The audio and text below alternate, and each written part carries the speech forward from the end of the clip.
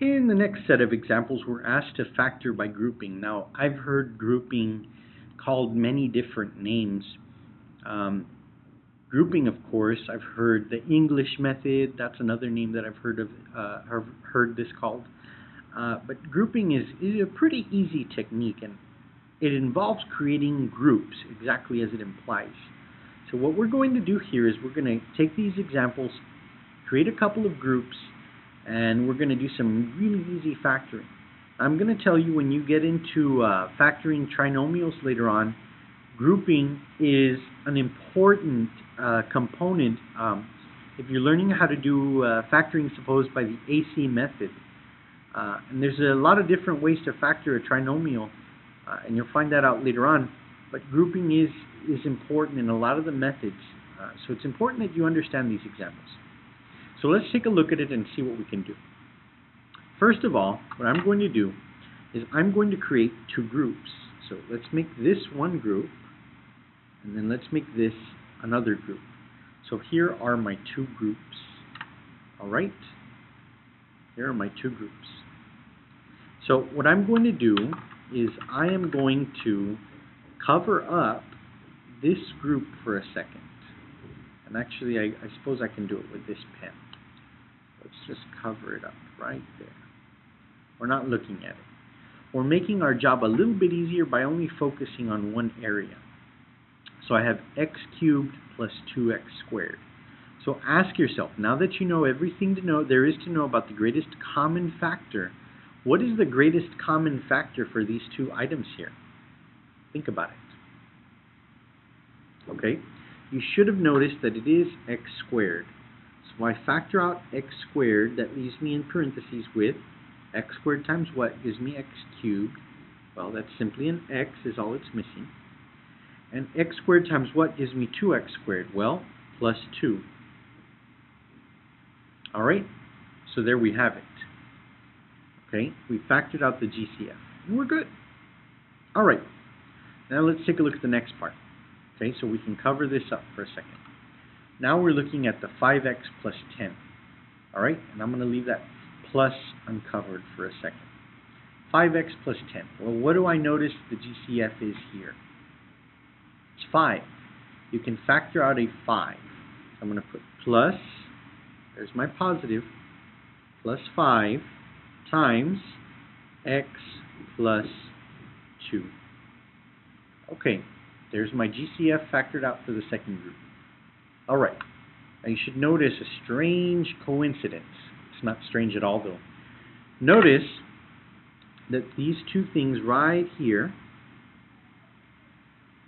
are equal. And since both of these things are equal,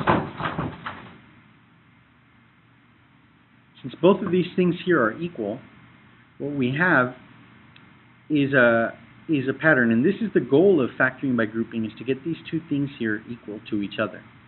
So now that they are equal, I can factor out what these two happen to be, which is the greatest common factor for both of these things here.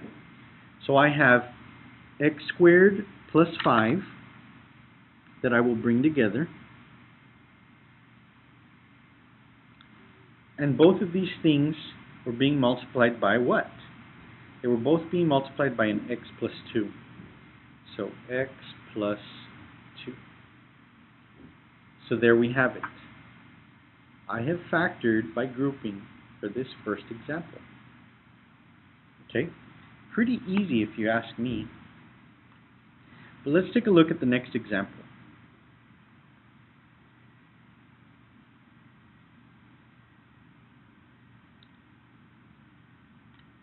So here's the next example. All right, again we're going to create our two groups. Now in this case, I'm going to be real careful about what I do. Let's see here. I'm just going to put my group right there. Okay.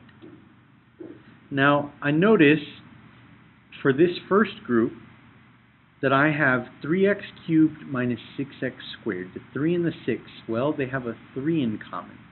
So I can factor out a 3 for sure. And then x cubed and x squared, I can factor out an x squared. Okay, so I'm going to factor out 3x squared, leaving me in parentheses with x minus, and then 3 times a negative 2. There we go. Okay, so I factored out 3x squared, and then in parentheses, leaving me with x minus 2. Again, you can check this through the distribution, through some multiplication, and you'll obtain this same set of terms.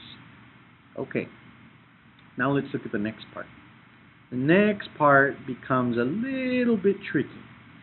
What we learned from the previous example was that we needed this set of factors to match. Okay, and right here, when you think about it, we had a negative x. Negative x. So what we can do is pull out, in this case, a 1.